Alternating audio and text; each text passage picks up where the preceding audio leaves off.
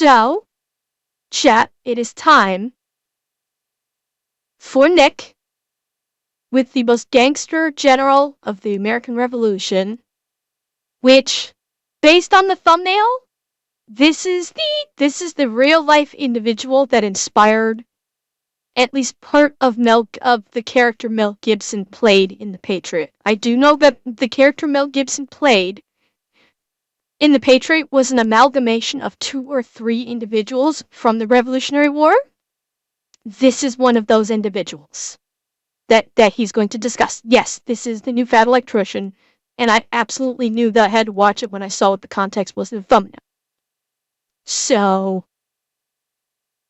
let's check this out. It's 45 minutes, so this is longer than normal. That's why I said this is probably going to take us to the end of stream today. Okay, Falcon, have a good night. Hopefully I'll see you tomorrow. Oh yes. Jess, Christopher, me neither.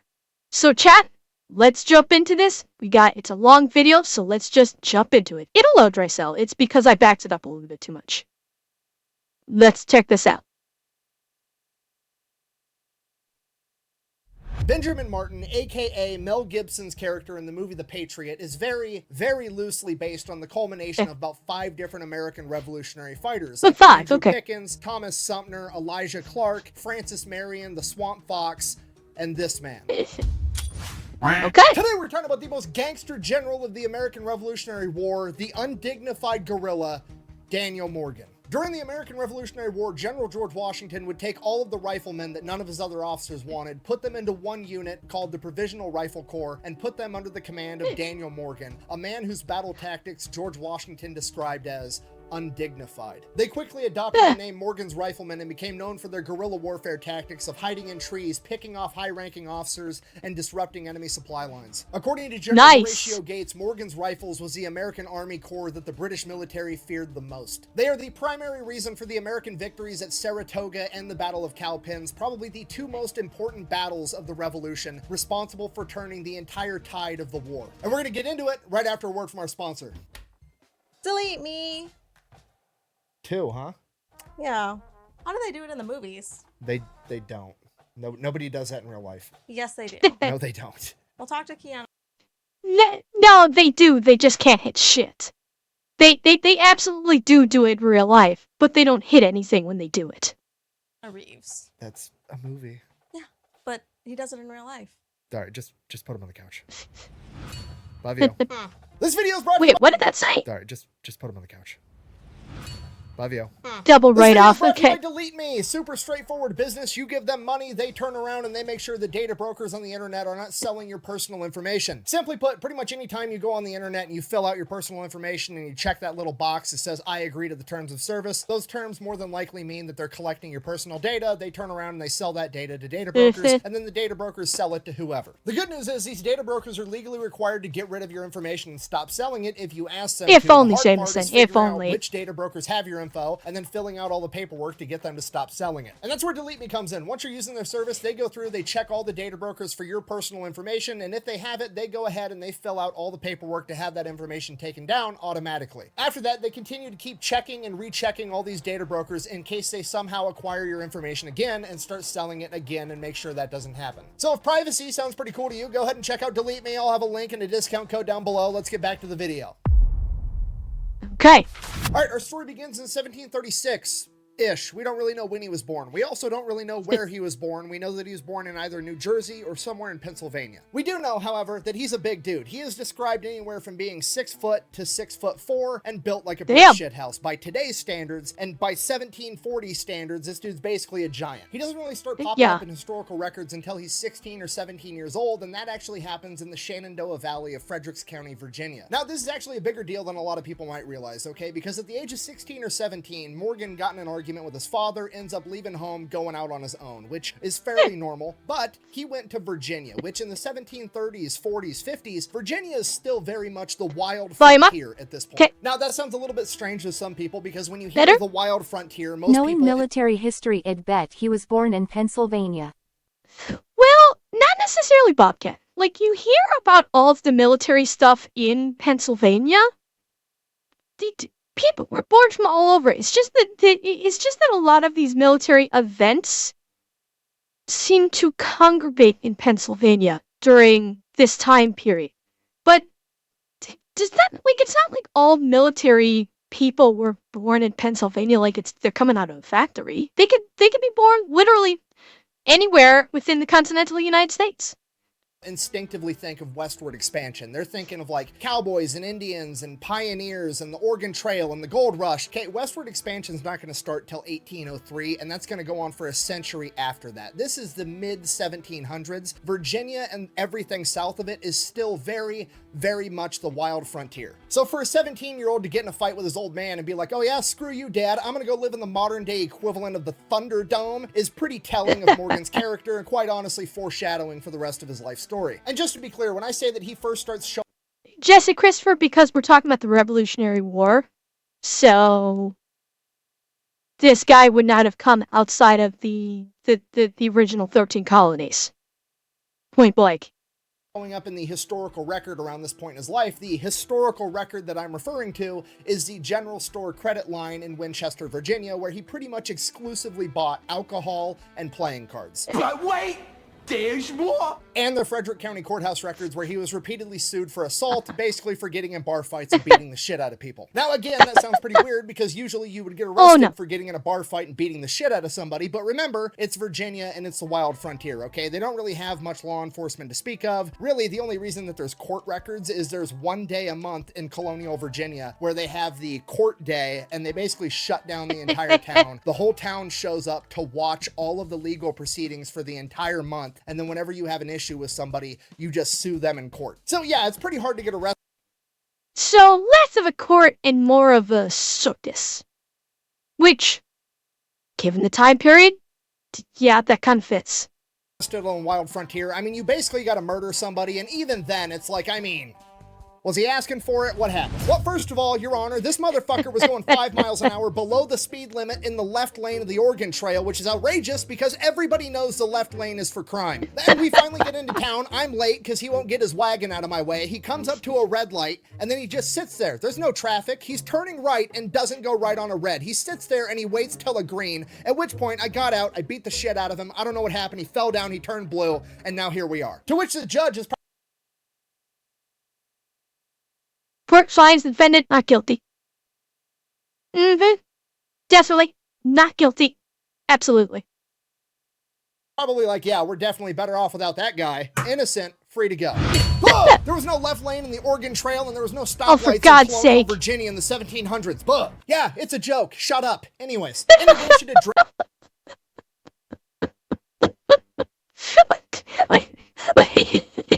I can't believe he brought in the keyboard warrior for that one. I cannot believe he actually brought in the keyboard warrior bit for that. drinking, gambling, and fighting all the time, he's also working extremely hard as a wagoner on the frontier. Like, he's literally being commissioned by other people to drive wagons through uncharted territory. It's a pretty dangerous job for a 17-year-old, and he does that for years until he saves up enough money to actually end up buying his own wagon and going into business for himself. So by the time that he's like 19 or 20, he owns his own wagon, and the British military is actually looking to hire civilians that have wagons and commission them to haul British supplies for the French and Indian War, and Daniel Morgan agrees to do it. During the French and Indian War, Morgan gets his first taste of battle. That's where he first gets to see how combat is done, and he's not watching conventional combat of the time where it's just one big rank and file of the military walking up to another one, pointing guns at each other and shooting. No, this is a lot of Native American combat where the Native Americans are using what we would define today as guerrilla tactics, where they're simply just fighting to win, not fighting to maintain their honor or whatever silly shit the British believe in. Now, yeah, and I mean, you can absolutely ascribe a lot of the losses for the British to that simple fallacy, is that when they did battles, they had the formation lines, and they did things very proper, and for whatever reason, they didn't have the proper mentality. It's like, okay, we must do this properly, we must be British, and everybody in a line, okay, all together now, and it's like, no, you fight to win, which means you do whatever the fuck it takes. Which, obviously, in this day and age is lost because we have the Geneva Convention. You're welcome. But that's a key point of note there. And I would surmise that it's one reason why the British lost the Revolutionary War. Is because while the British continued to try and do the whole quote unquote honorable bullshit thing, certain troops like General Morgan here were focused on, okay, we're gonna do stuff to actually win. Fuck what's proper. Does it work? Is it effective? Does it kill the bad guy? Does it minimize our losses? Great, we're doing that. I don't care how it looks. This is like I've said before. It may look stupid, but if it works, it works. It doesn't have to look pretty if it fucking works. Same thing applies to combat.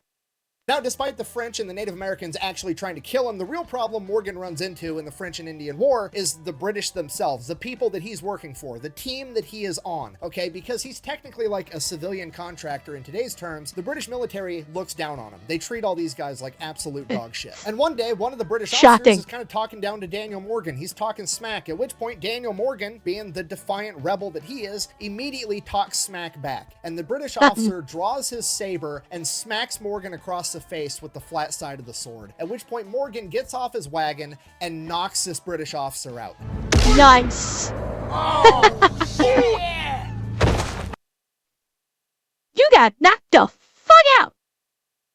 Now, this is a huge problem because while he's technically not part of the British military, as far as the British military is concerned, he's still subject to British military punishment, and Daniel Morgan is sentenced to 500 lashes, which essentially is a death sentence. They're just not coming out and saying it. They string him up and they lash him 500 times. According to legend and Daniel Morgan himself, he stayed conscious the entire time, counting the lashes along with the drummer boy as they whipped him. Not only did Daniel Morgan survive... Okay. I have never experienced a lash. I pray to God I never experienced a lash in my life. Fuck me running. That would chill. That would, as Nick just said, fucking kill me. No, Aaron. No. I've said this many times. Pain is not my thing. Pain takes me out of the moment. It's like if I experience pain during playtime, that will 100% take me out of the moment, and my brain will go into I have to deal with this now. Forget thinking sexy thoughts. Now it's all about dealing with this pain. So it will rip me out of the moment like no other. So I do not go in for pain. Stinging is fine, but not pain. So I've never experienced a lash, and like I said, I hope to God I never do. And I can only imagine, 500 absolutely would kill. I would probably die after 10. I would probably go into shock, literal medical shock after 10. So I cannot even fathom how this man survived 500 lashes.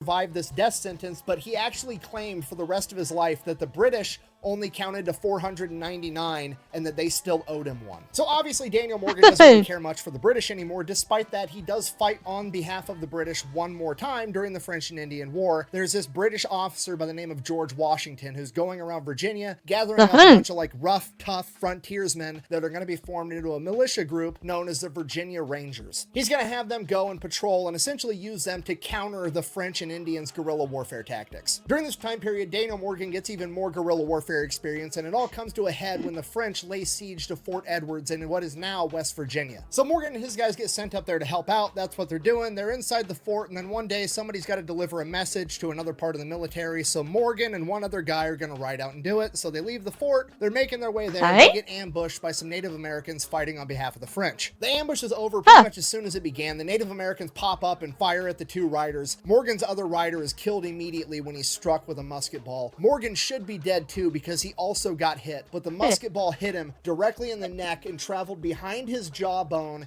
and out his mouth, blowing out most of his teeth on the left side and giving him a large gash that you can even see in most of his portrait paintings for the rest of his life. At this point, Morgan's jacked up. He has no idea what's going on. The world's spinning. The horse doesn't know what to do, and it's just going in circles like this, trying to figure out what's going on. Morgan, after a couple of seconds, regains enough common sense to realize he doesn't know where he needs to be, but he knows he doesn't need to be here, so he spurs the horse, not caring what direction the horse goes. Luckily, the horse ends up taking him directly back to Fort Edwards. Morgan ends up surviving, okay? Just so we're all on the same page. He's like 26 years old. I mean, did this scar he got? Like, holy fuck. I mean, well, not so metal. The metal actually came out of his mouth, but God only knows what they replaced his teeth with for good. The fact that he survived that shit is... Damn. The luck of getting hit just right, just like that. Yeah, probably wouldn't Teeth Dragon, right? Alright, it would not surprise me in the slightest. But that scar, you know what that scar reminded me of? Let me see if we can stop on a picture. You know what this scar reminds me of? Of this right here? I forget his name. Dermot Mulrooney. The actor Dermot Mulrooney. He's got a cleft lip. I think that's why he has it. But that scar reminds me of Dermot Mulrooney. Which, ironically enough, if they ever needed an actor to play this individual in something other than the amalgamation Mel Gibson did, Dermot Mulroney would probably be the perfect visage because, or Joaquin Phoenix, yeah, Albert, you're right, or Joaquin Phoenix. I just realized you're absolutely correct. Yeah, they have the cleft lip, which would match that. Horse, not caring.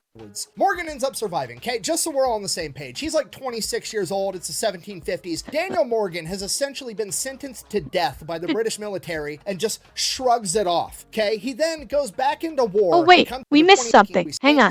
He has no idea what's going on. The world's spinning. The horse doesn't know what I went to too do, far. and it's just going in circles like this, trying to figure out what's going on. Morgan, after a couple of seconds, regains enough common sense to realize he doesn't know where he needs to be, but he knows he doesn't need to be here, so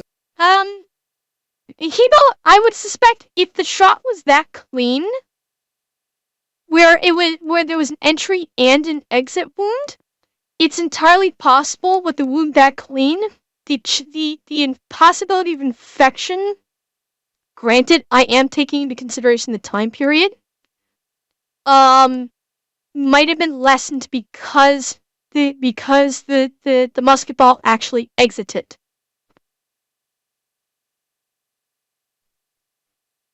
Yeah, like I said, I am taking into account the time period and what the ammunition was made from. But because there was an exit wound, there is a lessened chance of infection in that case. Because the lead ball was not stuck in the body, that would absolutely cause infection. So, and again, this guy is a badass, so he has main character on. So he spurs the horse, not caring what direction the horse goes. Luckily, the horse ends up taking him directly back to Fort Edwards. Morgan ends up surviving, okay? Just so we're all on the same page. He's like 26 years old. It's the 1750s. Daniel Morgan has essentially been sentenced to death by the British military and just shrugs it off, okay? He then goes back into war, becomes a guerrilla fighter with a tomahawk and a musket, and then he ends up getting ambushed and gets shot in the head in the 1700s and survives. Entry plus exit was plug and hope. Bullets at every era and age cauterize. True Texas Snake, but when we're talking about a musket, a Revolutionary War musket, these things were not traveling fast enough to adequately cauterize. Because very often, musket rounds do not exit. They don't have the firearm technology was of a degree that many Yeah, but they also don't develop that much heat. Remember, we're talking black powder, not smokeless powder. So it's also not generating as much heat as you might expect. So I do very much doubt that a musket shot would have cauterized at least at the exit wound. Maybe at the entry wound. Perhaps at the entry wound, but definitely not at the exit wound. So it's yeah, there's these weapons simply did not, they were not, they didn't the rounds did not heat up like you might have expected back then. And then he just goes back to living on the frontier like nothing even happened. That's literally what he does. He goes back to Frederick County, Virginia, and just picks up right where he left off, drinking, gambling, and fighting people all the time. So Daniel Morgan's back in Frederick County, Kentucky. Really the only historical record we have of him at this point, again, is the court records and the general store records out of Winchester. Same thing. He's getting in bar fights. He's drinking. He's gambling. He's doing what he does, okay? Now, despite what I said earlier about being very hard to get arrested in Virginia in the 1700s, he does manage to do it on several occasions. In 1760, he actually steals a horse and a cart, and being a horse thief back then is kind of a big deal, so he does get arrested. He gets ordered to pay back the horse. Yeah. And then the very next year, in 1761, he gets arrested again because he burns down the tobacco shack of a man by the name of Jeremiah Wood. Now, I don't know the circumstances that led up to this happening, but it did happen, and Daniel Morgan proves to be the main character yet again because Daniel Morgan goes into court and pleads guilty. He walks in front of a judge and a jury, and he's like, yeah, I did that. And the judge and the jury are like, I don't believe you. You're innocent. And Morgan's just like, the fuck? Dope. All right. Then a couple years after that, in 1763, he apparently changes it up and starts looking for a wife because according to the Winchester General Store Ledger, there was approximately 3 women all using Daniel Morgan's credit line to buy lingerie, chocolates, and other small items. He wasn't looking for a wife. He was looking for a goddamn harem. Holy shit.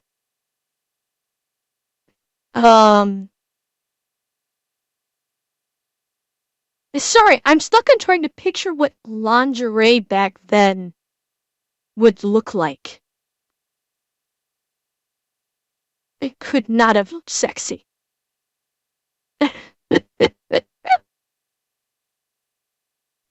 And by the next year, 1764, that number had dwindled down to just one, a lady by the name of Abigail Curry, who would go on to become his wife, and they would have 2 daughters, Nancy and Betsy. Okay, now what's important to understand about his wife, Abigail, is that socially speaking, she's way out of Daniel Morgan's league. She is the daughter of a pretty wealthy farmer in the area, and that's a big deal because, like, how you get social status at this point in time is owning land, and her father owns a ton of it, whereas Daniel Morgan is just like the bad boy horse thief with the scar on his face and the scars all over his back, and he's just this huge monster of a man. But simply bagging and marrying the rich girl wasn't enough for Daniel Morgan. He wanted to start climbing that social ladder, and the only way he could do that was to become a landowner. The problem is, he made more money running his wagon than he ever would be able to as a farmer, but he ends up buying land anyways, just for the social aspect of getting to say that he's a landowner, so that he can start. Honestly, that's a little disappointing. That he kind of like, I want to be a landowner just because it's what high society dictates. I'm going to admit, I was kind of hoping that he was given the track record that he would just say like, fuck this, I'm going to do what I want. I'm making more money than you anyway. But I also understand like for the time period, it does make sense. Yeah. Exactly. That's what I'm saying. For the time period, I understand it, and it does make sense in that respect. It's my little fantasy of the whole bad boy image and bucking the trend. It was a pretty little fantasy. Let me have my fantasies, chat. start working his way up that social ladder, even if it ends up costing him money in the long run. And the reason I bring this up is because it's going to be important to understand that Daniel Morgan has this chip on his shoulder for the rest of his life, okay? He's not some wealthy aristocrat. He doesn't come from a good family. He's, socially speaking, at the bottom of the totem pole. It's going to be that rags to riches story, and it's going to be a chip on Morgan's shoulder for his entire life that he wants more and more status all the time. So that's what he works on for like the next 10 years of his life, getting more and more money, getting more and more land, becoming a bigger and bigger fixture in the community so that he gets that social respect. Then by April 1775, the battles of Lexington and Concord, the shot heard around the world. America is now fighting a revolution against the British, and Daniel Morgan is all for it. Then 2 months later, June 1775, the Continental Congress requests the formation of 10 rifle companies to go and help George Washington fight in Boston, and one of those rifle companies is to come from Frederick County, Virginia. So the Frederick County officials meet up. They're going to end up recruiting the 96 men that are going to comprise this rifle company, and then they have to decide who's going to be the officer to lead these men into battle. So Daniel Morgan volunteers, right? Why not? He already doesn't like the British. He wants to fight them anyways, and if he does it as an officer, it's going to raise his social status, so it's a win-win for Daniel Morgan. And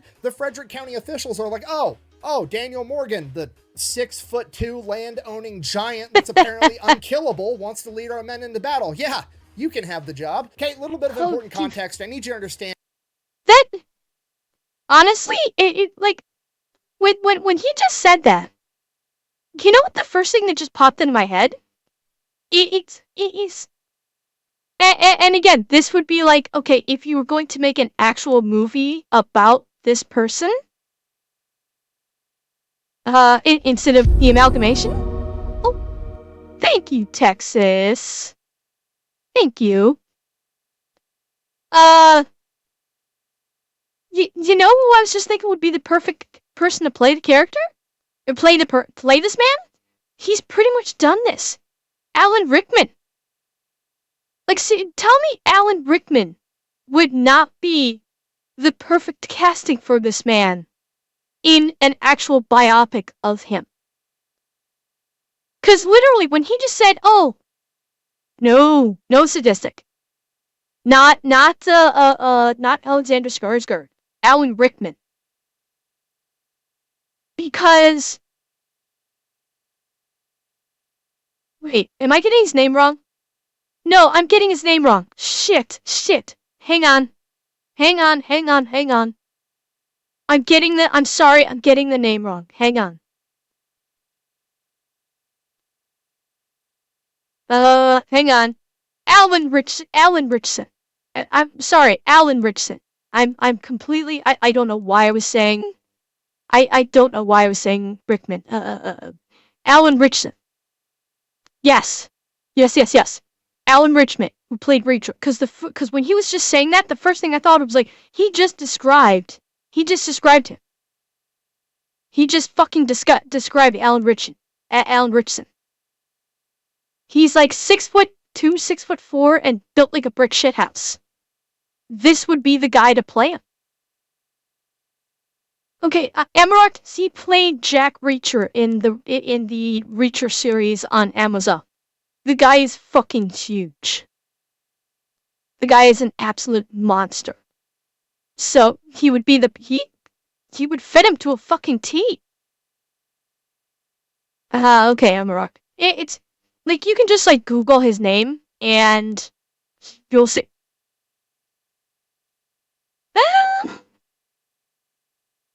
Undertaker's too old at this point to be, if they were to do a biopic today, he's a little bit too old. In his younger days, yes. In his younger days, Undertaker absolutely would be a fantastic choice for the cast. Absolutely, yep. Oh, shit. Hang on, Chad. Be right back. Sorry about that. My kitty got a little bit sick. I had to do a quick mess cleanup, unfortunately. She's okay, though. She's okay. She just kind of went yak. Anyway, so yeah, that just made me, no, it's not a hairball. She just kind of like, I guess she ate her food too, she ate some of her kibble too fast and just kind of went bleh. Unfortunately. It happens. She's okay though. She's fine.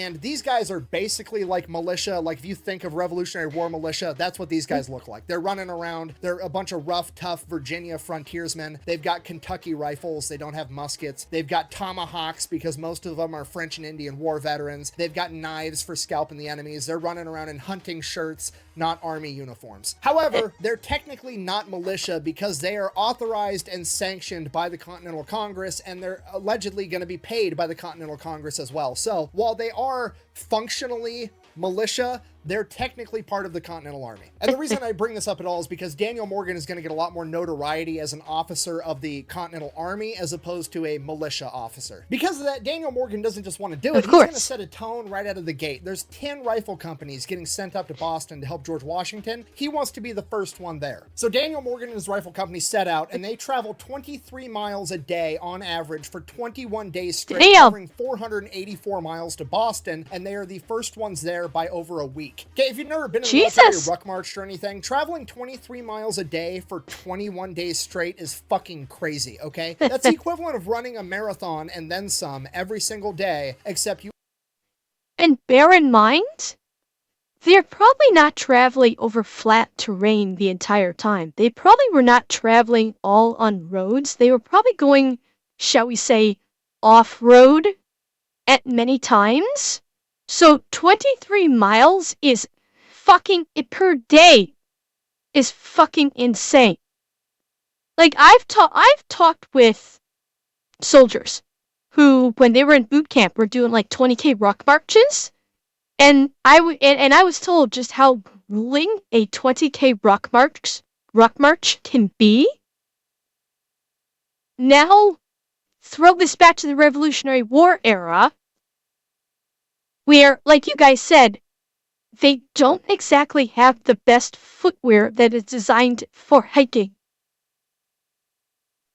And they did this 23 miles per day. Holy shit. And they did it. And they did it too. Which speaks not only to the quality of his men, but how much he was able to motivate them. Well, Alex, that's a question of how much they were carrying, because I'm not sure what a standard load would be for one of these guys. They would have their rifle, they would probably have some reloads, probably have maybe, I don't know, a dozen reloads, and maybe a sleeping mat or something. So I'm guessing that they didn't, I don't know. See, looking on with the food and stuff, I'm wondering if they had a wagon with them carrying supplies. So that's what I'm thinking. Like a wagon that was full of supplies that none of the men could fit into it, so the men all still had to walk, but they probably had a wagon with their supplies that they brought with them. That would be my guess. You also have all of the stuff that you need to live on your back as well. You're carrying a gun, you have all your clothes, all your ammunition, food, the whole shebang, and you're carrying it the entire time. It's crazy. Who's gonna carry the boats? So is making it to Boston in 21 days and not losing a single man impressive? Absolutely. Does it make Daniel Morgan look good? Absolutely. Does it violate the cardinal rule in the military of never be the first one to do anything? Absolutely. So because Daniel Morgan's rifle company was the first one there, they get the unique privilege of being voluntold that they're going to get attached to this mission to go invade Canada. Actually, the second and third fastest rifle companies also got attached to this mission. But the point stands. Never make the podium, okay? Just aim for middle of the pack. Okay, real quick, oversimplified explanation of this mission. George Washington has this new hotshot young officer that he regards as a strategic military genius, and his name is Benedict Arnold. And basically what Benedict Arnold has come up with is a plan of being like, hey, America's got 13 colonies. We've declared our independence from Great Britain. We're now fighting about it. Hear me out. Since we just got started with the fighting, what if we strike first? What if we go, we invade Canada, we take over Quebec, and we declare it the 14th colony of the United States of America? Fuck. Why couldn't they have succeeded? Damn it, why could they have not succeeded? You may be drowning, most, I'm not. And, Kinito, yes, I've shot the Mongoose both on a ground tripod and vehicle mount. Yes, I have indeed fired off the M2 several times. Yeah, Tanashi, please take Quebec. Please. That way, the English, rather than trying to fight the 13 colonies, is immediately focused on fighting the 14th colony to reclaim what we most recently took, and then we can divert all of our resources there and duke it out away from home. In addition to that, it's also going to put the British in the new mindset of, oh shit, we're the ones playing defense. We're not playing offense. We need to defend all of our other areas touching the 13 colonies so they don't attack those as well. So honestly, it's a really good plan. And then reality sets in, and it is pretty much... Okay, well, point of note here, if America had gotten Quebec, that French shit probably would have gone away very quickly. If America had been able to get Quebec, then there would not be all of this bullshit going on with Quebec and the French language. That would have literally disappeared. So, but Bobcat, I'm gonna tell you something. When I used to live there was talk about it being excised and becoming a part of like the 51st state of the U.S. There was talk about that. I knew it was never gonna go anywhere, but I will tell you flat out, Bobcat. There is nothing there that the U.S. will want. I will be bluntly honest. It is not farmland. It is called the Rock for a reason. Newfoundland is you can't really grow anything there. And it's you can have farms, so you can have livestock. There's not much of it. The majority of the province is still undeveloped. Like, I'd say only 1 to 5% of the province is actually developed. Because the rest of it is, you can't really work with it. You can't really do anything polar with it. bears and send a callus there.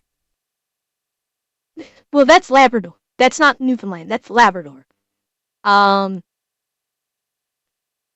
only thing, like, and this is the untapped resource of Newfoundland, is the high winds, especially on the west coast.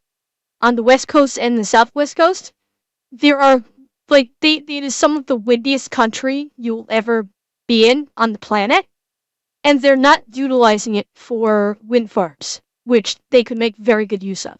That's the one big resource, and the fishing. Like, Newfoundland, obviously, fishing is one of the biggest industries of the province. So, if you want to go that route, sure. But that's kind of its only use. Otherwise, Newfoundland doesn't really have much, it doesn't really have too many of these uses. Primarily, if you go with wind power, great. Otherwise, it is almost entirely a fishing industry. Bobcat? You, largely speaking, you'd probably be wrong. And yes, Dragon Rider, yes, they are. Yes, they are.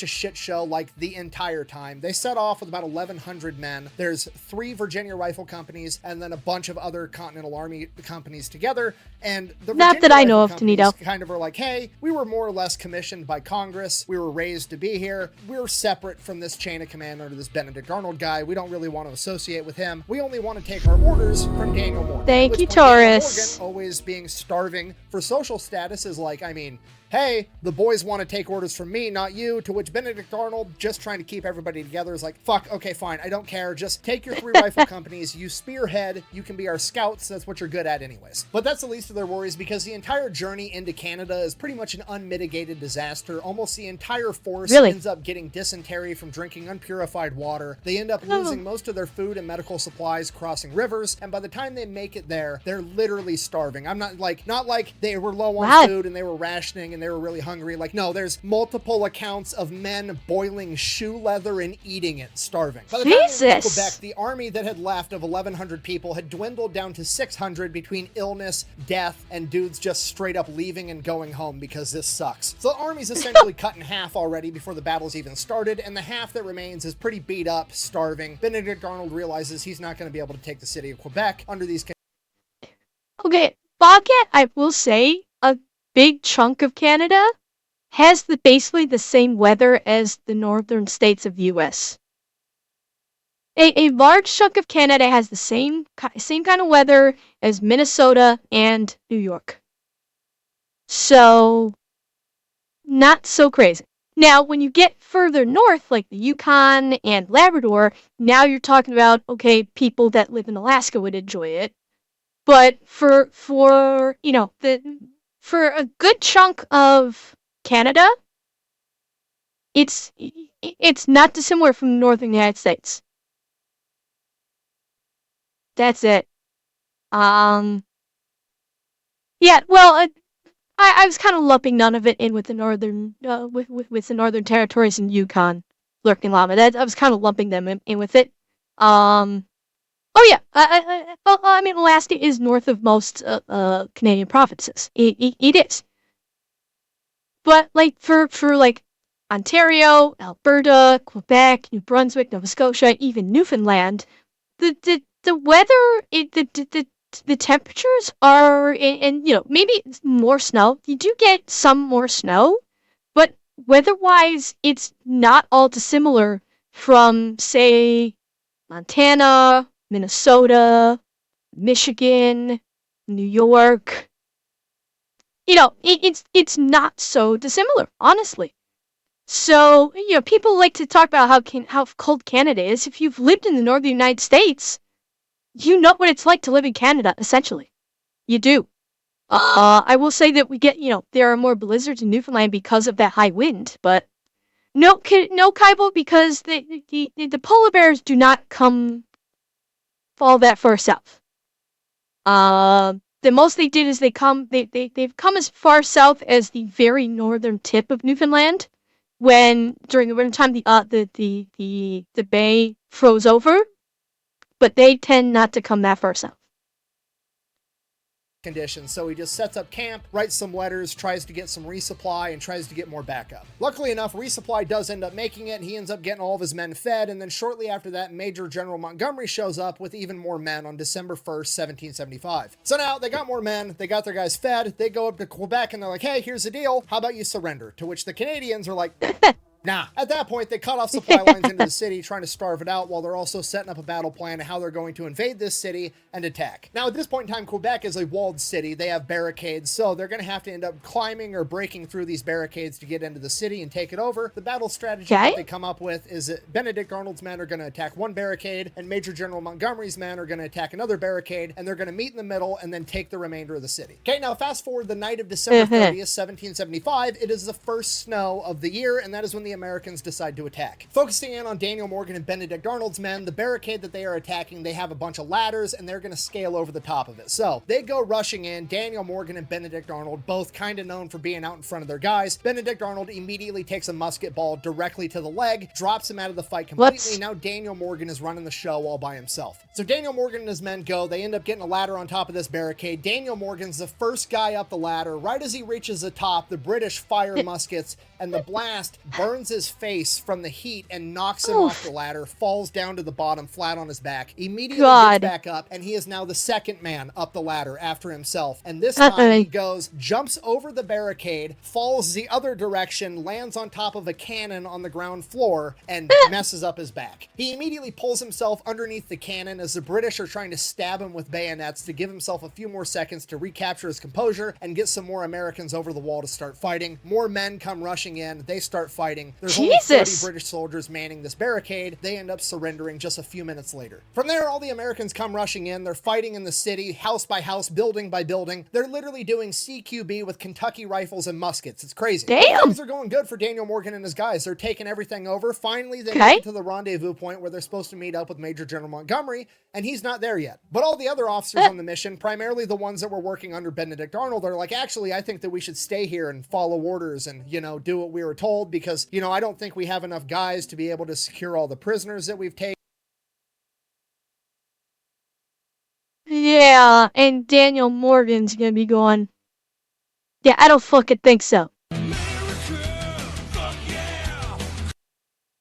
While also advancing on the city and blah, blah, blah, blah, blah. So Daniel Morgan's kind of outvoted and he doesn't want to put this huge rift between the forces. So he's like, fuck it, fine. I guess we'll sit here on our hands for a couple minutes, and a couple minutes turns into a couple hours, and then it turns into half the day as they're just sitting here waiting for Major General Morgan and his guys to show up. What they don't know at the time is that Major General Morgan and his guys, when they launched their attack on their barricade, Major General Morgan was shot and killed on the spot, forcing them to pull back, at which point his second and third in command launched a second attack, and his second and third in command also died, and then the third and fourth in command are like, fuck this, we're going home. They're not coming at all.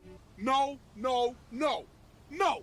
Hell no. So Morgan and his guys are just chilling in some buildings and houses trying to stay out of the storm. And then eventually they notice that, oh, hey, that barricade that we took over earlier it's shut now. And there's guys with red coats at the top of it. Did we not leave guards on the entryway that we took over? No, we didn't. Fuck. Daniel Morgan is now beyond pissed. He knew he should have been sitting there waiting for backup to come, and he should have just kept pressing forward. He would have taken over the entire city by now, but he went against his instinct to listen to everybody else, and now it has shot them in the foot. He grabs his men, and they all go marching back to the original barricade. As they come marching up, a British naval officer walks out on top of the barricade. He opens the door, him and some guards come out, and this naval officer that allegedly has the name Anderson yells down to Morgan and his men, surrender your arms, to which Morgan immediately shoulders his Kentucky rifle and shoots that guy directly in the face. Nice. Immediately, the men come running up with the ladders. It is a full-scale assault on the barricade, now going the other way. They end up getting driven back, and then they try again. They get driven back again, at which point they retreat back into the city, and they're doing more CQB with rifles and muskets for hours. And then eventually, they get completely surrounded, and they have nowhere to go. At this point, the American men start surrendering one by one, small batch by small batch, and Daniel Morgan remains as the sole American that is yet to surrender, and he refuses to do so. So they end up getting Daniel Morgan separated from all the other Americans, and they have him surrounded, and they get him backed up to a wall. Just a bunch of British troops with muskets and bayonets all pointed at Daniel Morgan. Daniel Morgan's standing there with his saber, refusing to surrender. The British are like, put down your sword, and he's like, which one of you is gonna come take it from me? And remember, Daniel Morgan's like a 6'2" giant with a sword, basically being like, who's man enough to come get it? And the British guys are like, I have no idea what to do. If we kill the commander of their current army, all hell's gonna break loose all over again. So they don't want to kill him, but also they don't want to go try to take the sword in person. Really? I mean, given what they do, I'm trying to rationalize this. I don't know. Maybe it's because I'm starting to get tired. I'm trying to figure out how they're so concerned about killing the commander, because they think that's going to re-energize them, but they've been scattering people left and right. People have been surrendering. They've been routing everybody. I think it's more of nobody wants to make the first move. That's my guess. Is maybe it's because honor. I'm thinking it's more nobody wanted to make the first move to try and quote unquote take the sword away from this behemoth of a man who's clearly ready to slaughter anybody that tries to come and get him. I feel like that's more of the legitimate reason. Killing you off means you have taken the regular off the ass killing. Yeah, but except Jameson, he is the ass kicking machine. So if they kill him, the ass kicking machine is out of commission. I mean, who knows? I mean, this, like I said, my brain is probably not thinking along the same lines as, like, the British. That could be why. I don't know. Because to my head, it's like, okay, if you take this guy out, this guy was this singular thing that was keeping everybody going. He was the singular thing keeping everybody going. If you take him out, that will demoralize everybody. I don't think it would make him a martyr. The fact that they got him backed up like this, if they were to actually take him out, then, or like force him to surrender, I don't think it would make him a martyr. I think it might actually demoralize the US troops. That's my line of thinking. My line of thinking could be wrong. Absolutely, it could be wrong. But that's just where my head is going. In my, I guess we'll call it my headcanon, I think they were just scared to try and take the first step. I think that they were, because this guy's basically going, bring it the fuck on. Let's see who's got the balls big enough to try and make that first move. And they probably were like, this man will fucking kill us if we try and like actually take it from him. If we actually try and take his weapons from him, and they were just scared. In my headcanon, that's why. But I mean, that's my headcanon. It could be completely wrong. And so like, shit.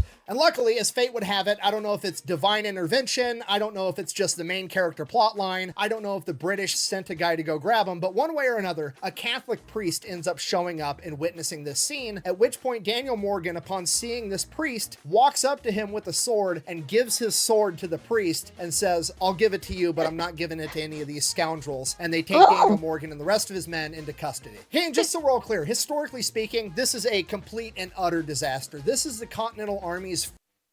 Well, Alex, I'm also remembering this is an American commander in America in its infancy. They had not completed, they were still a part of. They had not declared, they had not formally declared the separation from Britain. It was still, I think you said 1775.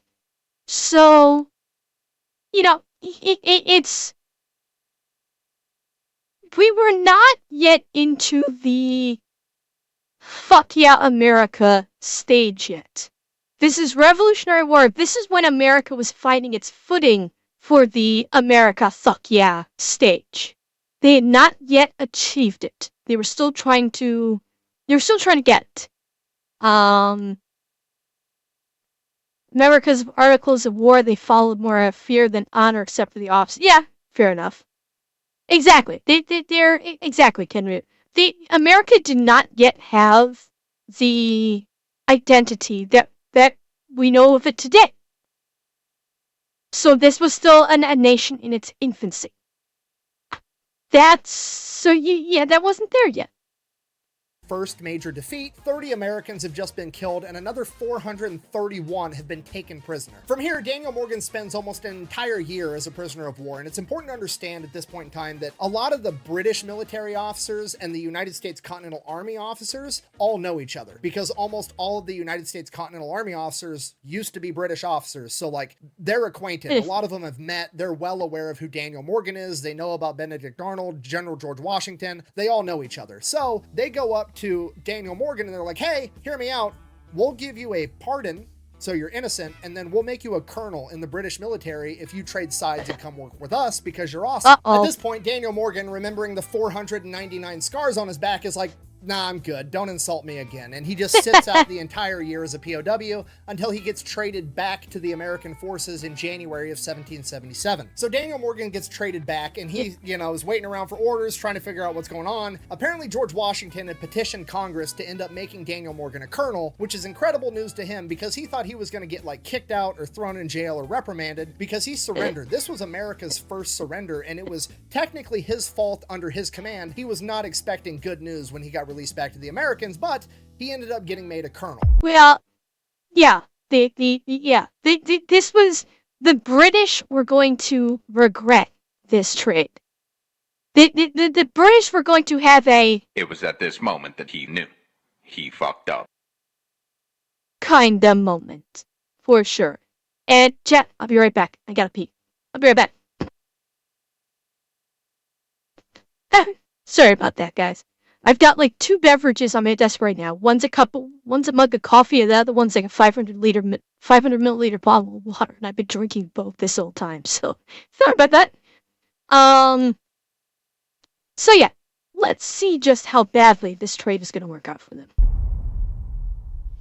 So at this point, Daniel Morgan is pumped, right? He's going to get to go Yes, fight the British again. Dubster. He's got a promotion. Everything's going great. George I Washington just worked says, very hey, quickly. I stood up this new unit. It's called the Provisional Rifle Corps. You're going to be the commander of it. They're all carrying rifles. None of them are carrying muskets. Okay, and here's the important context of understanding this unit. This unit, to anybody other than Daniel Morgan, would be considered a punishment, and I'm not sure if George Washington meant it that way or not, but Daniel Morgan was happy about it either way. Now, the reason this unit was a punishment was because none of the other high-ranking officers liked having riflemen in their formations. They preferred all their soldiers to be carrying muskets. Now, if you know anything about guns, that sounds completely counterintuitive because everybody knows that rifles are better than muskets because rifles have rifling, which causes the bullet to spin, making it go further and be more accurate. Okay, but we're looking at this with the benefit of hindsight. We understand what firearms are going to evolve into and what battle doctrine is going to evolve into. That hasn't really been designed or figured out yet, so the common battle doctrine of the day is to have your men march in a very tight formation, shoulder to shoulder, up to another group of guys standing shoulder to shoulder, kind of aim your musket in their general direction, pull the trigger, reload as fast as you can, and pull the trigger again until all the bad guys are gone. And if that's the type of warfare you're trying to conduct, the musket actually is kind of better because the rifle's a little bit more complicated. It takes longer to reload, so your formation is firing less ammunition, even though it is more accurate, but then your formation also isn't as tightly grouped because all the riflemen are trying to get some elbow room to actually take aim, so it's more of a scattered formation too. So a lot of the other more traditional military officers that are more well-versed in the conventional battle doctrine of the day absolutely hated riflemen. So for that reason... But with that explanation, because I will freely admit, I'm familiar with muskets. I'm not familiar with the Kentucky rifle. So that's one, piece of hardware I'm not familiar with. But given that the descriptor that while the Kentucky rifle may be more accurate, it was slower to load, makes for the perfect guerrilla warfare. It would make for more perfect guerrilla warfare for accuracy, where instead of instead of being a major battle where you're having to deal with huge swaths of soldiers coming at you in a line, doing the guerrilla warfare like what we're probably going to be seeing, you can basically do one shot to take out the one guy you need to take out, and boom. It makes perfect sense to be using that versus the muskets. But I can also appreciate, based on what Nick was saying, how the Kentucky rifles do not make sense in a large-scale battle situation. It's in that kind of scenario, yeah, speed absolutely matters. The reloading speed absolutely matters.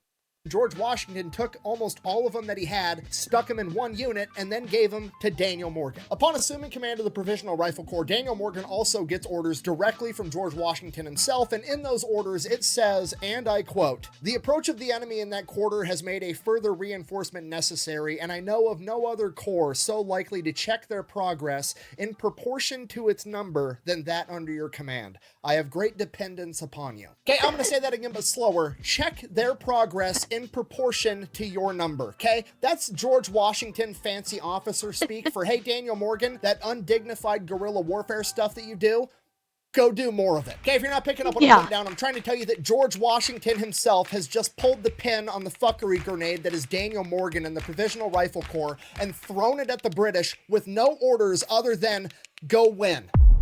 Yeah. Or to put it simply, George Washington just took off the fucking chain. He just took the chain off the attack dog. From here, Daniel Morgan and the Provisional Rifle Corps go on a guerrilla warfare rampage, shutting down supply lines, picking off officers, doing absolutely everything they can to hamper the British war machine. Okay, and just so we're all on the same page, because I really need you to understand this, it's the big takeaway. Basically, from the video, Atanashi. okay? In the pop culture zeitgeist about the American Revolutionary War, there's something called the American Rifleman myth, and that's basically the pop culture movie Hollywood understanding that America won the Revolutionary War because all of the Americans, the Continental Military, the militias, absolutely everybody was a bunch of riflemen hiding in the tree line, picking off the British one at a time. That's not necessarily true by any stretch of the imagination. The Continental Military of the United States, in large, fought exactly like the British fought. They got in formation, they marched right up with muskets, stood there, and fired at each other. So the American Rifleman myth, or the pop culture understanding of the Revolutionary War that everybody was a rifleman hiding in the tree line, is actually heavily influenced by the militias, you know, people like Francis Marion, the Swamp Fox, doing what he was doing down in South Carolina, but more so, it comes from Daniel Morgan and Morgan's rifles. I will say that The Patriot, the movie with Mel Gibson, I will say they did showcase how Mel Gibson's unit was a specialized unit. They did not have a lot of men. And they were using guerrilla tactics, but when it came to the large-scale battles, that movie did showcase how the large-scale battles worked, just like how the American army operated just like the British army. So actually, Dragon Rider, Nick was saying it's a combination of about like 5 different people. But what I'm saying is, when they showed the large-scale battles, I do think it was reasonably accurate in terms of how large-scale warfare was conducted during the Revolutionary War. Not the guerrilla tactics, but the actual large-scale battles, because you saw that in, they only showed the large-scale battle probably like at the last climactic battle of the movie. Everything else was very much focused on everything's was the rest of the movie was focused on the guerrilla warfare fighting, but that last climactic battle was a large-scale battle, and it did show how the two armies were doing the formation fire, not the sniping from cover and being an expert shot. They actually did show just massive formations just unleashing the muskets or the cannon rounds, etc. So I understand what he's saying. Hollywood is really bad about showcasing this. But I do think in The Patriot, in specific, they did a fair job of it. A fair job. Okay, and the key and very important difference here is that the militias are just that. They're militias. It's literally a bunch of dudes from one area that got together and are like, hey, I don't like these dudes in the red coats. Let's go do something about it. And they're not expected to necessarily fight by the rules of warfare. They're just a bunch of civilians that took up arms and went to go fight. I would kill me some redcoats. I believe you would. In contrast to that, the Provisional Rifle Corps is part of the Continental Army. The men that comprise it are not a bunch of farmers that grabbed their musket from over the fireplace and went to war. No, these are professional soldiers that have been trained how to fight in warfare, and then they got grouped together and sent out to conduct asymmetrical warfare against the enemy. In a lot of ways, Morgan's rifles are America's first special forces unit. Spartans! Yeah. What is your profession? And because of this, Morgan's rifles gains a lot of notoriety and honestly a lot of hatred from the British because it's a completely different tone, right? When the militia behaves this way, that's one thing. They're the irregular, non-professional fighting force that just took up arms. They're going to do whatever they're going to do. They don't really have any oversight. But when Morgan's rifles, an official part of the Continental Army, the professional military, behaves this way, it sends the message to the British of like, hey, we're in this to win no matter what. We're going to get it done. Okay, if you're not picking up what I'm putting down, I'm trying to tell you that Daniel Morgan and the Provisional Rifle Corps are a huge part of the reason that America has the attitude towards warfare that it does. That if you're not cheating, you're not trying, and it's never a war crime the first time, especially if you win. The guerrilla warfare goes on for a couple of months, and then by September of 1777, the British have sent down an army under the command of General Burgoyne to go south and cut the American colonies essentially in half, which will divide the two, and they will divide and conquer, surely leading to a British victory. This absolutely cannot happen, so Horatio Gates and Daniel Morgan are going to go stop him at a place called Saratoga. And right out of the gate, Morgan and his riflemen go out and ensure that the Americans are winning before the battle even starts. They begin harassing the British, and on top of that, and more importantly, they end up taking out all the British scouts before they can report back on what the terrain of this battlefield even looks like. So when the battle does start, the Americans are going to have an understanding of the terrain, and the British are not, giving the Americans... Let's not forget, the concept of a war crime did not exist back then either. This was also back during a time when war crime was not a thing. It was, did we win? Cool. We won. It's do anything you can to win. Point blank. And the British weren't used to that. They simply, you know. Well, okay. Hot Wheels. In the upper crust British, I'm talking about the Americans. They didn't recognize the concept of a war crime because they were fighting to liberate their country.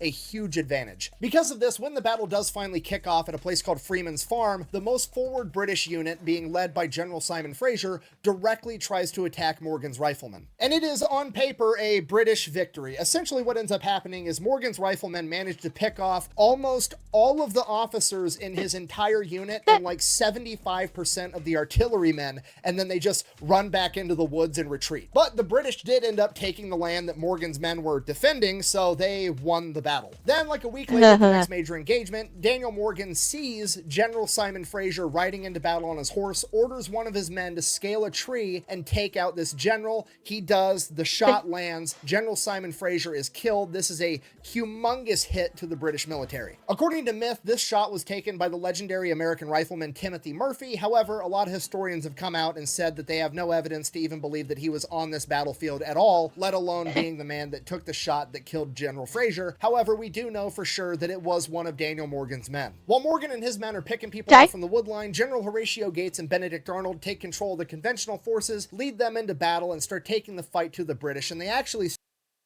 Honestly, I'm gonna be Daniel Morgan is actually, given how he was, a first in kind of guy in his initial career. I'm actually a little surprised we're not hearing more about him. Basically, just him personally just going in there tearing shit up. He's obviously he's working very tactically. He's using all of his men in a very tactical way. He's making use of his resources essentially. I'm honestly a little surprised that I'm. Okay, so there's more fun to come. Okay, we do have like 12 minutes left. So, okay.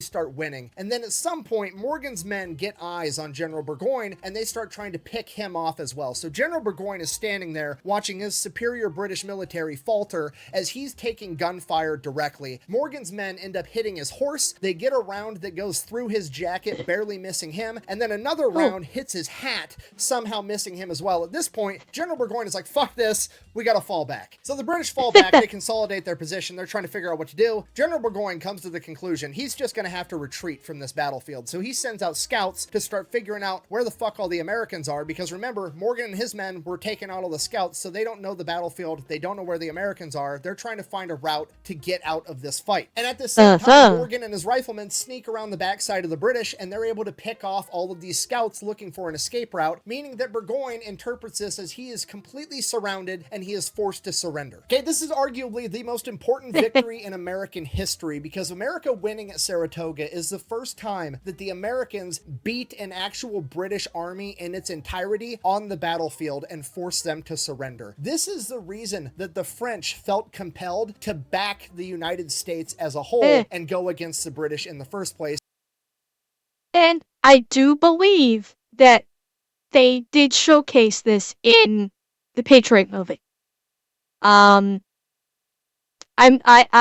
think that this does track with the Hollywood movie because I think based on the victories that Mel Gibson's character and his guys had is what, you know, why the French said, okay, we're gonna come in and back you up. It's that's something like a lot of Hollywood movies, the real life events do not track with what Hollywood puts in the movie because they don't consider it cinematic or, or entertaining. But this actually tracks. This is the one, like, I feel like, granted, other than the character, other than the lead character not being one individual, which I'm fine with. I'm fine with having, one person representing multiple. A lot of, the historical, like, Hollywood is not known for historical accuracy. This one's actually, this one was actually kind of historically accurate in this case. So I'm feeling a bit more impressed with it.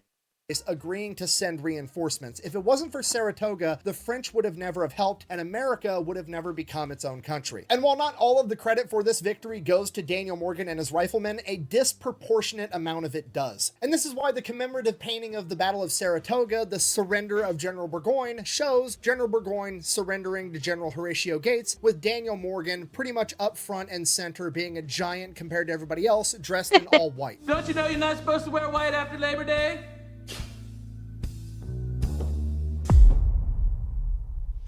After the Battle of Saratoga, Morgan and his riflemen go back up north to help General George Washington. They don't really partake in any major battles. Instead, George Washington just kind of lets them off the leash to go conduct and carry out guerrilla warfare against the British wherever they can. This takes place all throughout 1778, primarily around New Jersey. And while all that's going on, a couple of things happen that really piss off Daniel Morgan, primarily that he gets passed up for promotion on 2 separate occasions so that some other officer can become a general before him, even though those officers were far less qualified and had delivered far less results than Daniel Morgan. Couple of reasons Daniel Morgan got passed up for promotion. 1, he carries out undignified warfare. 2, he doesn't come from a wealthy aristocratic family. He's literally a homeless kid from Virginia that has somehow become a colonel in the Continental Army. He should be happy where he's already at. They don't want to let him into the General's Club. And 3, Daniel Morgan doesn't really play the politics game. Okay, Potato, have a good night. To become a general at this point in time. Daniel Morgan thinks that his results should speak for themselves. Unfortunately, it just doesn't seem to work that way. And him,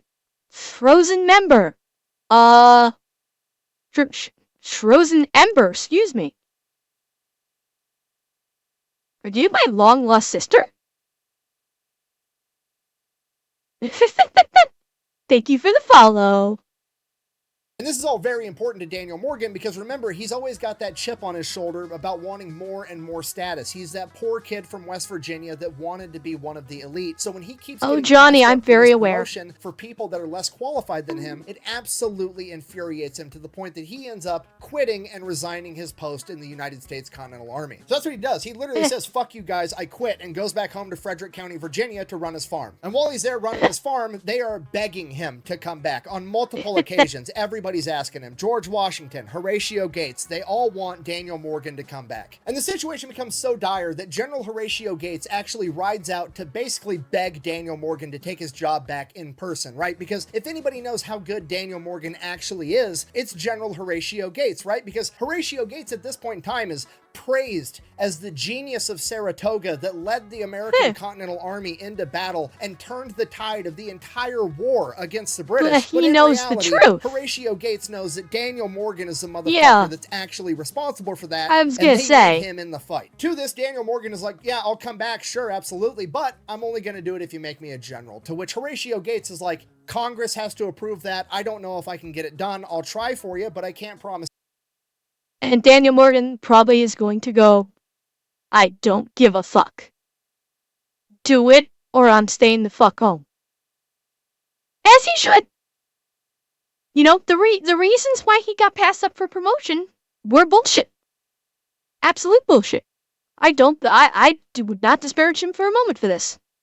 anything, to which Daniel Morgan is like, cool, okay, well, go try and let me know how that goes. I'll be waiting here. To which Horatio Gates is like, fuck, okay, just come back, and I guarantee you I will get Congress to push this through, and you will become a general. If so facto, Daniel Morgan gets promoted to Brigadier General, and he is back in this fight. Daniel Morgan and his men get put under the command of my other favorite Revolutionary War general, George Washington's right-hand man, Nathaniel Greene, aka the Fighting Quaker. Now, I don't want to turn this into a Nathaniel Greene video, so we're just going to go ahead and say that Nathaniel Greene is a truly exceptional general and also very, very important to the Revolutionary War, and one of the things that he understands is to let people do what they're good at, and that is why he gives Daniel Morgan the orders to take his men and become a flying army in South Carolina. His orders are essentially to never engage in pitched battle, run around in the backwoods of South Carolina, and fuck up the British's day.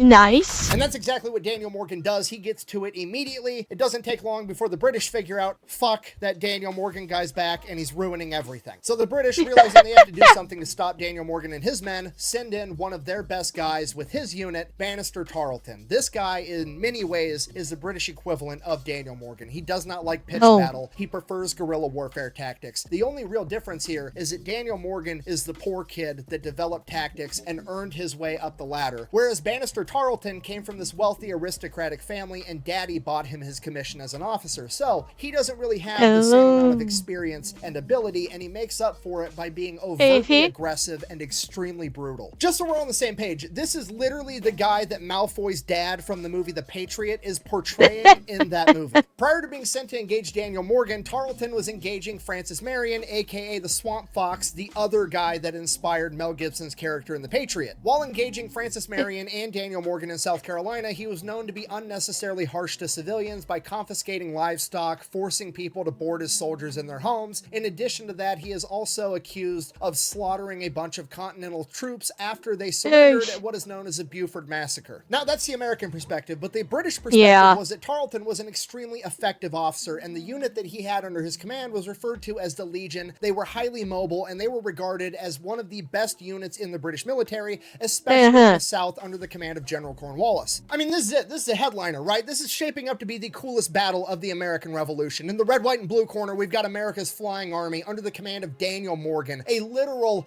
giant that has defied death after being sentenced to 500 lashes and defied death again after being shot in the face with a musket ball. The poor kid that came from nothing that appears to be an unstoppable force on his way to the top. And then in the tea and crumpets corner, we have the British Legion being led into battle by Bannister Tarleton, known for his highly effective aggression and brutality. Two of the only and very best asymmetrical warfare units of their time, the special forces of their day, going head. Okay.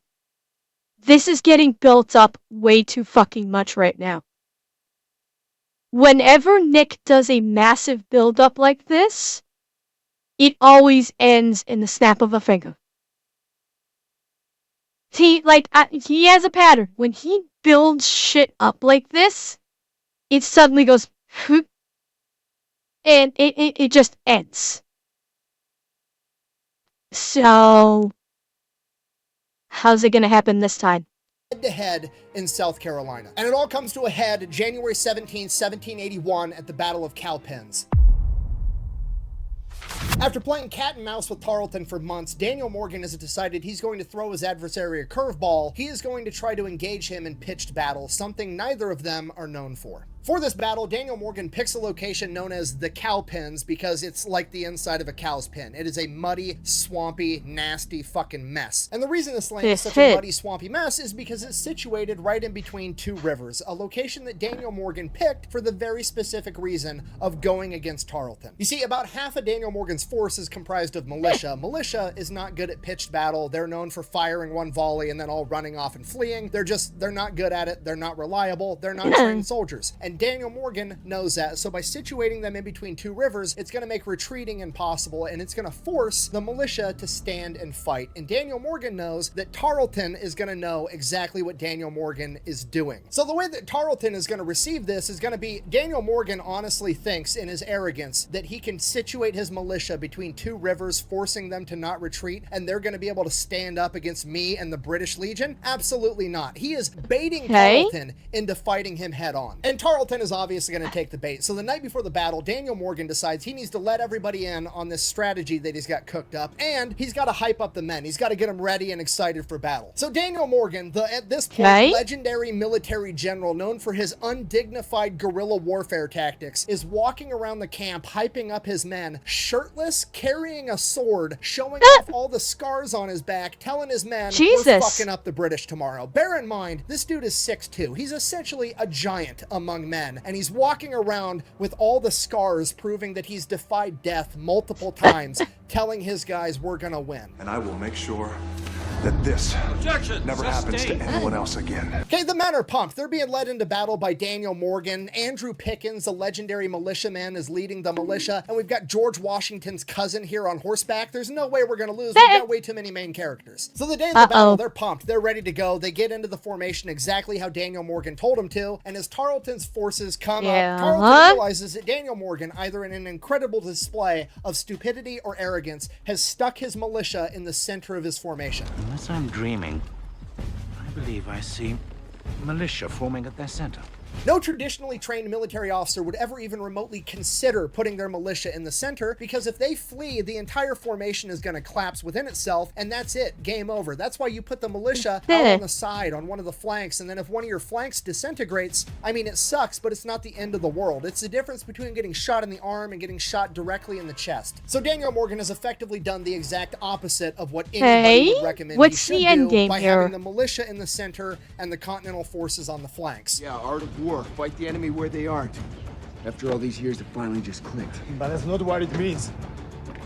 Really? And Tarleton, in his default hyper-aggressiveness, is going to show Daniel Morgan the fatal flaw that he had just committed as soon as this battle kicks off. Tarleton orders the Legion to attack the American formation. Yeah, what's the gotcha? What's the gotcha here? Unless the only thing I could think of is the militia are not actually the militia. That's one thing I could think of, is that the militia are not actually militia. They're actually Continental soldiers dressed up to look like militia. Exactly, different uniforms, a complete fake out. So when he tries to do this, I'm gonna take the militia out, the quote unquote militia are gonna go, ah, fuck you, guess what? And show that, nope, we ain't no militia. And then maybe he's gonna have his riflemen pop up from the sides, perhaps. Head on, attempting to scatter the militia at its center, collapsing the American formation, and taking the battlefield immediately. As the British Legion approaches the American formation head on, the American militiamen fire a volley. The British continue to advance. The militiamen fire a second volley. It does not stop the British. They continue to advance. At which point the militia members break ranks, they turn around, and they flee. Just like they were ordered to by Daniel Morgan last night. The militia members begin running up a small hill behind them, and as Tarleton sees that the American formation is collapsing in its center, just like he knew it would, he orders the British to bayonet charge and break ranks. The British Legionnaires chase them down in a dead sprint, trying to catch the Americans. They lose sight of the militiamen momentarily as they go down the backside of the hill, and as the Legionnaires reach the top of the hill, they have the biggest oh fuck moment in the American Revolution. What the now out of ranks, out of formation horde of British soldiers see is that the American militiamen are now reformed up with an additional 600 Continental soldiers formed up directly behind them in what is now a massive wall of musket fire, as the original flanks of the formation turn and box them in, and William Washington's dragoons pull up on the rear side of the battlefield, boxing them in entirely. Did that go the way you thought it was going to go?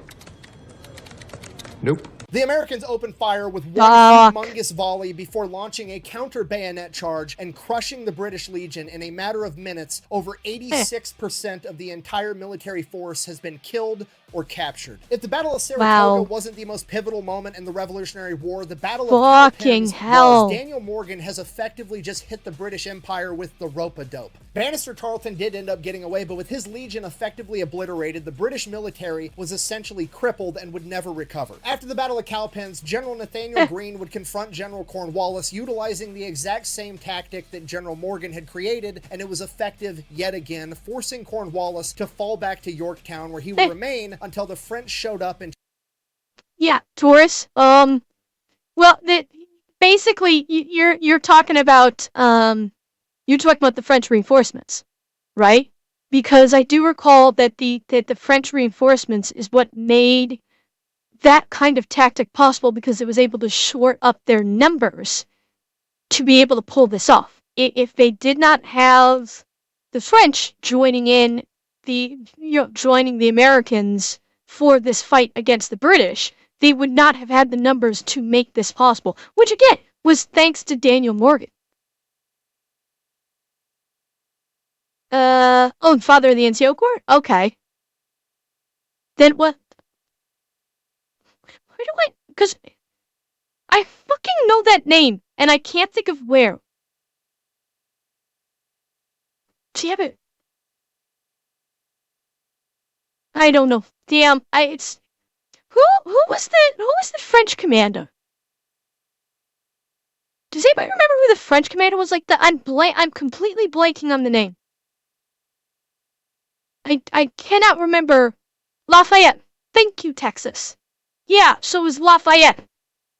So yeah, so with Lafayette being able to with realizing that the Americans actually had a shot, bring in the reinforcements, that's what made that basically wall of death via America possible.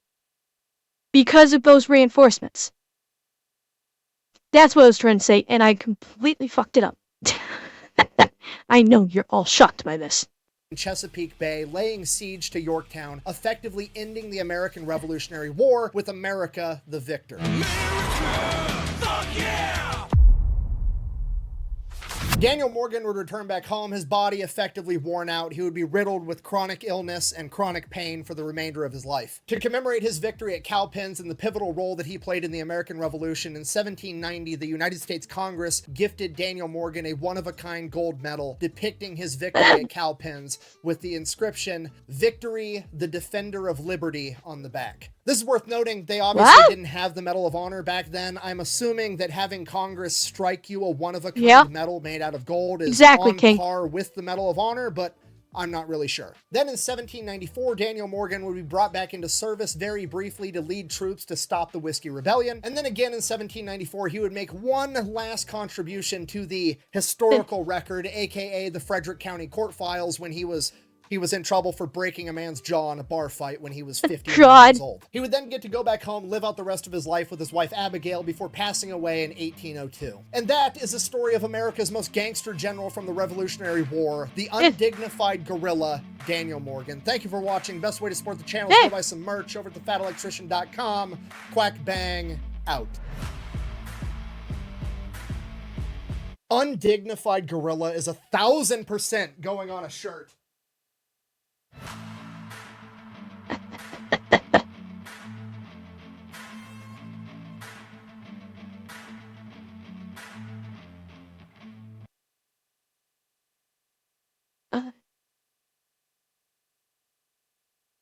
That was great.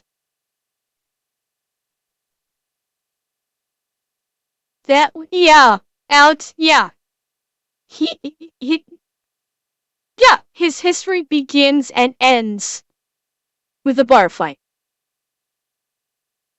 Hell yes.